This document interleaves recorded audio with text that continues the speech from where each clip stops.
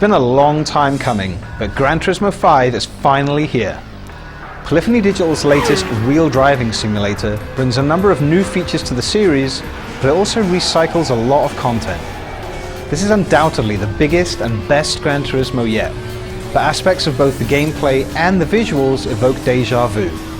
If you love to drive, Gran Turismo 5 is a game that you're sure to enjoy. Just don't expect it to have that new car smell. GT5 doesn't make a good first impression. There are lengthy load and install times, the menus are unwieldy, and most of the cars you encounter early in the GT Life career mode look really rough. They're supposed to be used cars, but they don't look rough because they have faded paintwork, rust spots, or bumpers that have clearly seen some action.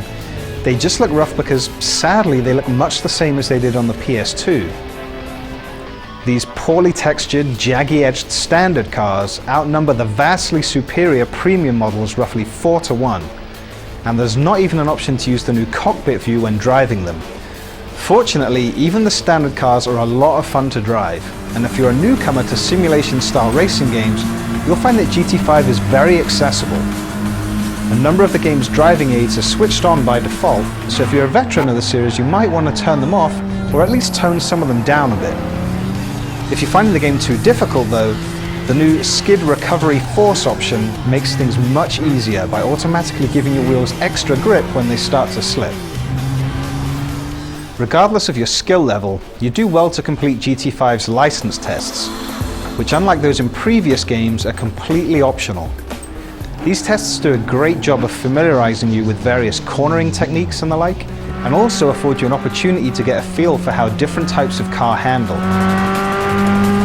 It's hard not to be impressed by the realistic handling in GT5. Push these cars too hard and they punish you, which makes it all the more rewarding when you win a race in one. It can be incredibly frustrating to see your chances of winning dashed by a single mistake, but it's almost always because you did something wrong and not because an AI driver crashed into you. Choose to ignore the screeching of your tires, the rumbling of your DualShock controller, or the resistance of your force feedback wheel, and you only have yourself to blame.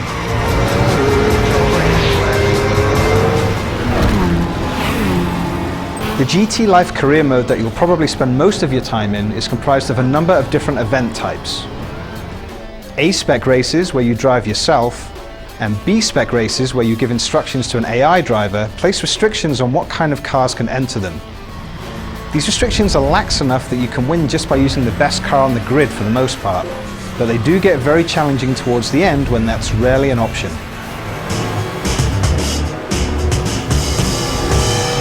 As you complete events, you earn experience points towards your next level, and as you gain levels, you unlock additional events and the right to drive more powerful cars. Oddly, and disappointingly, you also need to level up before vehicle damage becomes anything more than superficial. Because of this, there's a chance that you might beat the entire GT Life mode without ever seeing a car get really beaten up, even if you go out of your way to crash at high speeds.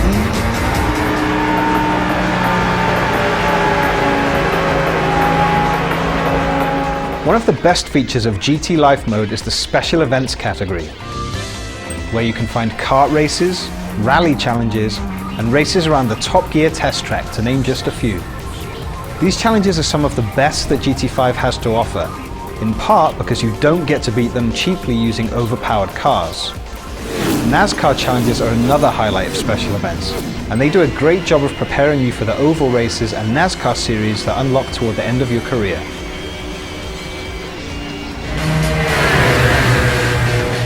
Outside of GT Life, there's an arcade mode where you can set up custom races at any time and where you can play split screen with a friend. The best way to compete against other players though is online, where up to 16 of you can race simultaneously. There's no noticeable lag in online races, and GT5 smartly deals with anyone who thinks it's hilarious to drive backwards or park their car across the track by making them translucent and possible for others to pass through. Furthermore, as the host of an online session, you have numerous options with which to customize your races, including a really good one that temporarily reduces power to the engines of anyone who collides with another racer or a barrier. This option gives everyone a great incentive to race properly, which makes online sessions a lot more fun. The only major weakness of GT5's online offering is that it's not nearly as easy as it should be to find sessions that you want to join. There's no automatic matchmaking whatsoever, so the only way to find a game is to pull up a list of lobbies that aren't already full and choose one. There's not even a good way to filter your search by, for example, the maximum power or level of the cars being used. The only filters you get are the course being raced, the region that the host is playing in, and whether use of the skid recovery force option has been disallowed. Worse still, the only system in place for inviting friends to sessions that you're playing in is to send them a 20-digit code that they then have to type in. There are some real gems amongst the 1,000+ cars on the roster, though for everyone that's exciting there are several that might make you wonder why they're even included. You can try to ignore cars that you have no interest in, of course, just as you can do your best to drive only premium vehicles.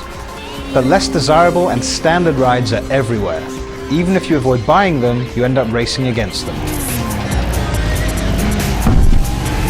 It's not just the standard cars that disappoint visually. Many of the tracks in the game are also recognizable from earlier games, and while they clearly look a lot better in GT5, they're still not up to the standards being set elsewhere in the genre. Clearly, Gran Turismo 5 has its fair share of problems, but if you've ever fantasized about a Ferrari or dreamt of driving at Daytona, Gran Turismo 5 is a game that you're sure to get a lot out of. This is simultaneously the most accessible Gran Turismo game yet, and the most uncompromisingly realistic driving game on a console to date. It's unfortunate that much of what makes Gran Turismo 5 so great is under the hood, rather than on display for everyone to see. But if forced to choose, a powerful engine trumps a perfect paint job every time. For more in-depth coverage of Gran Turismo 5, be sure to check out our written review.